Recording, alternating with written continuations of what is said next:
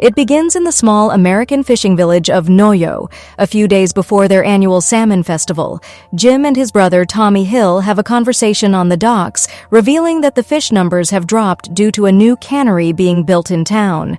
Native fisherman Johnny Eagle believes that the construction is what's endangering their livelihoods and is scaring away all of the fish, while others, like Hank Slattery, are all for the increase in sales it'll bring to the town and suggest that the disappearing fish are due to something else.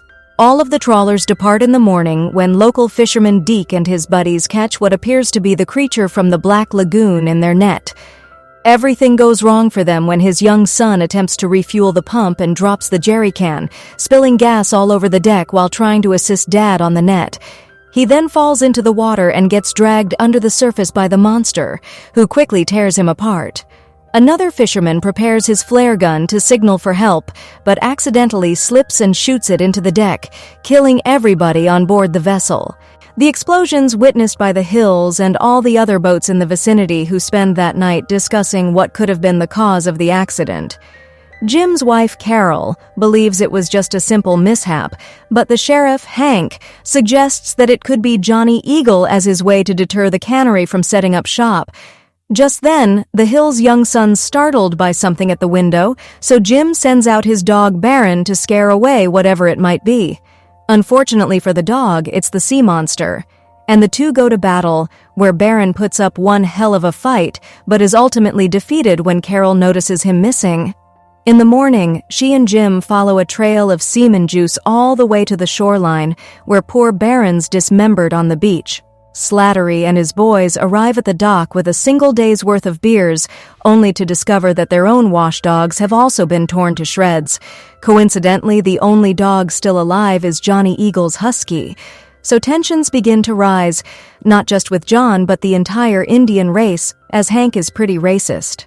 That night, we're introduced to Peggy Larson, who hears noises outside her home but can't seem to properly get dressed to check it out.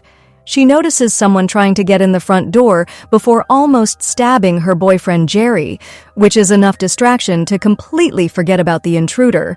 They attend the first night of the Festival of Salmon like everyone else, but spend the whole time fooling around in the back of the pickup as it's a pretty lame event. The president of the new cannery announces just how happy he is to be setting up shop in their small town and introduces the scientist, Dr. Susan Drake.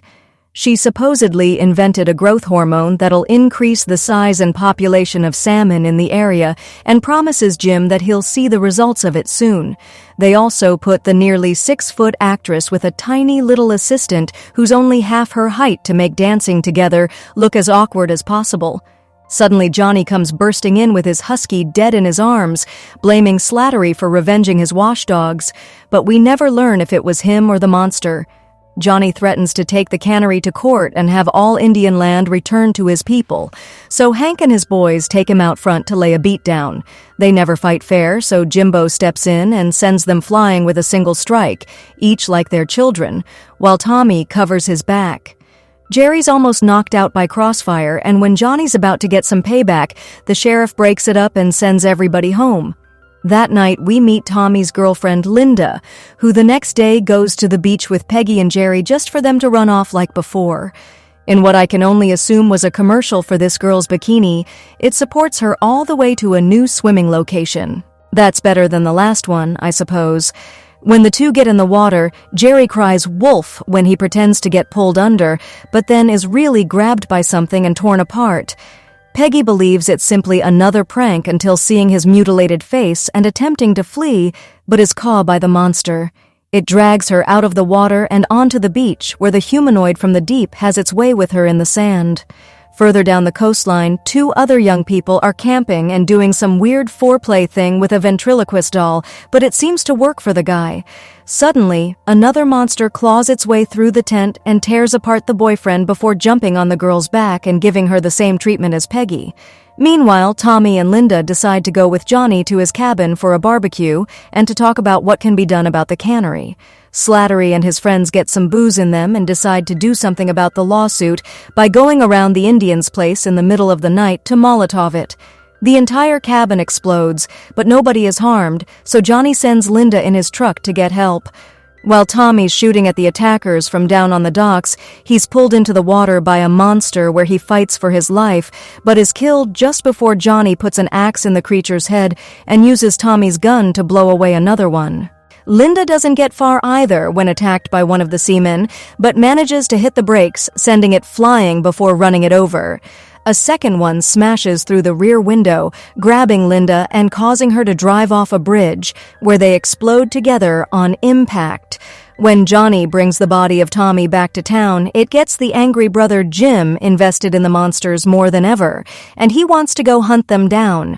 Most of the villagers don't believe the stories, while the others have missing kids that they need to locate. And all that's left to help search with Jim is Johnny and Drake. The marine biologist is just as curious as anybody, but all they manage to find is bones from the victims and salmon out of the ocean. Drake notices some caves by the shore, so they decide to go check them out and come across a steaming pile of breeding sea dwellers that attack them. Jimbo kills all of them with only a few bullets each and manages to save Johnny for a second time when one almost tears him apart in the ocean once there's none left, including the one that Johnny puts a harpoon through. They find Peggy at the center of the steaming pile covered in seaweed, but she's still breathing. They bring the corpse of one of the creatures back to Drake for further study, where she explains that they are the result of her own experiments with salmon years earlier. Some had escaped into the ocean with the hormone growth in their DNA, and Drake believes that they've been fed on by a prehistoric fish. It's caused them to rapidly evolve into the humanoids who now want to breed with the humans' female population to continue their evolution. That night is the big Salmon Festival parade, where everyone now believes the story of sea monsters. The moment that Jim and the others deliver the evidence, the townspeople don't have any time to process what Dr. Drake's telling them. When the humanoids show up and begin attacking everyone, they slaughter the male population while trying to drag the women away into the ocean or just impregnating them right there on land. As a result, many of the previously divided people band together to fight the monsters, including Slattery and Johnny. When the race is safe, a little girl from a monster, it then almost kills Hank, but Johnny saves him in return, and we hear nothing out of him about the Indians for the rest of the movie. Last year's Ms. Salmon winner gets attacked, but she deserves to win the title a second year running when she fights the creature off, only losing her top in the process. Jim devises a plan where he and Drake take a boat out onto the water and begin to pour gasoline onto the surface to burn the humanoids onto land. The longer the fishmen remain out of the water, they grow weaker, and a mob of townsfolk go around beating the creatures all to death. Jim drops Drake off on the dock where she's almost violated by a humanoid, but Johnny saves her while Jim returns to his own property down the coast. His wife Carol's there alone with their child, having not attended the festival, and is set upon by a horny fishman that tries to break in when it enters the house. She defends herself with a bottle of drain cleaner and then stabs the creature to death, as they really don't take much to kill. Hearing footsteps approaching, she takes another swing, but it's just Jimbo who catches the blade and comforts his traumatized wife. The next morning, the couple returns to see the aftermath of the festival, where everything seems about ready to return to normal, I guess. Jim asks the sheriff if Dr. Drake survived the attack, to which he says she's fine and just returned to her laboratory. She's shown at the nearby hospital caring for a scarred-up Peggy, who's already at the final stages of her fast-moving pregnancy. All of a sudden, Peggy begins to violently give birth, and a humanoid offspring bursts from her stomach.